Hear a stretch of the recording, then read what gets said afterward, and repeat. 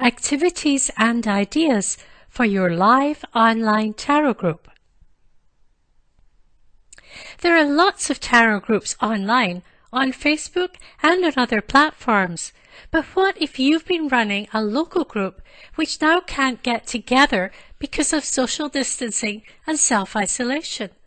Well, we've just successfully taken our local in-person tarot group online, so I'm here to share with you how we did it and what activities are working best for us as we work on this new format online. Originally, we tried a Facebook group, but participation was low, and since many of our members live on their own, we thought an in-person live meeting would serve everyone much better.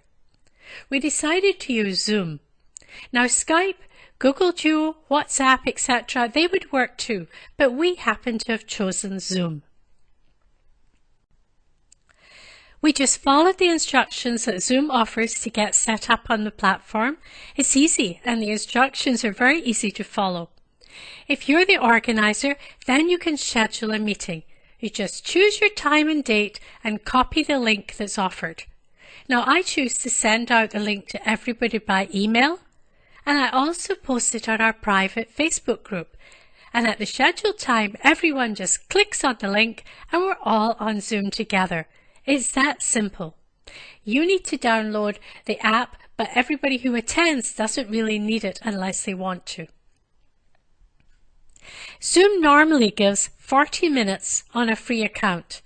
Now, if you have a paid account, you can have as long as you want, but for free, you only get up to 100 people for 40 minutes. To work around this, originally I just scheduled 2 meetings, one after the other. The idea was at the end of one, everybody would click out, click on the second link I'd sent and come back for the second time, and the second 40 minutes. It was just going to be a minor annoyance.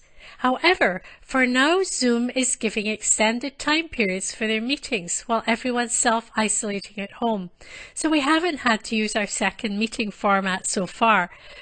I still schedule the second meeting because you don't know till you get to the end of the first meeting that they're going to do this. 5 minutes before the end, a little sign pops up saying they're giving you extended time. So far it's working. We've got as long as we want, which is normally an hour and a half for just one meeting.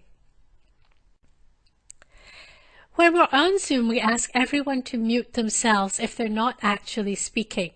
And it's just to keep the background noise down.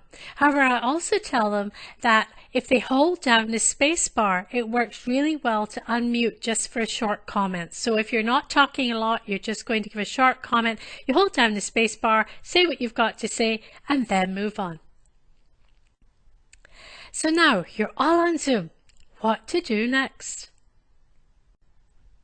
In our in-person tarot meetings, I print out a sheet of spreads each week, usually 3 or 4, and we break into small groups of 4 to 6 people.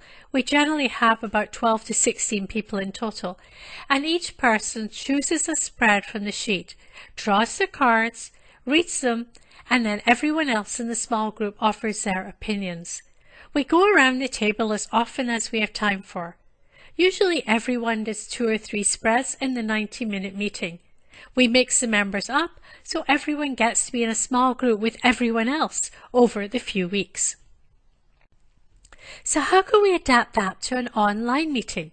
We can't really split into small groups, although Zoom does have the capacity for rooms, but we haven't looked into that yet, so I don't know if that would work. So we just have been doing everything as a whole group, and it's working just fine. Some people can do a spread and face their laptop, webcam or their phone down to show their spread on the table. Some people fix their cards to a sheet of cardboard and hold up the entire spread for us all to see. But what we found was that most people just held up each card as they drew it. So this necessitates smaller spreads.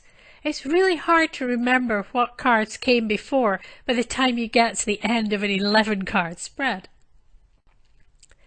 A 3 to 5 card spread works best online, as once they're drawn, they can all be held up in a fan shape so everyone can see all of the cards in order to give their opinion on the reading.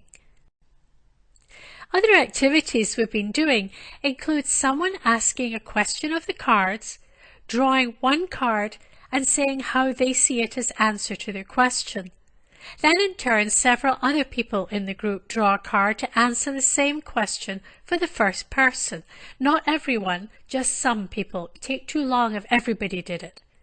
At the end, everyone comes together to discuss a conclusion from all the cards that were drawn.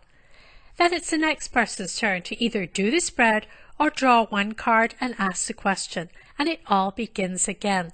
We've done this successfully with a group of 8 up to 14, and it just works perfectly well. If we've extra time at the end, we go around the room and each person draws one card for themselves for the upcoming week. They give their interpretation, and everyone else who wants to gives theirs as well. At the beginning of the month in person, we usually each draw one card for each week of the coming month, and we could do this equally easily on Zoom. We go around and each person draws a card for the first week of the month, gives a reading and hears other suggestions. Then we go around again for the second week, etc. So any exercise that doesn't require remembering too many cards can work just fine online. Zoom has a spotlight speaker functionality that allows the host to keep the person who is holding the cards up for us to see as the spotlight speaker. And what this means is the person is the large image on the screen and the rest are thumbnail size. The default is that whoever is speaking becomes the spotlight. But when a reading is being done, we need to see the cards. So the spotlight feature keeps the person holding the cards up as the big image, even though someone else is speaking and giving their reading on it. We haven't really perfected all this yet, as it's a new thing for us. And I'm sure there are many groups out there, either in hiatus until this scare is all over, or trying to think of ways to keep going.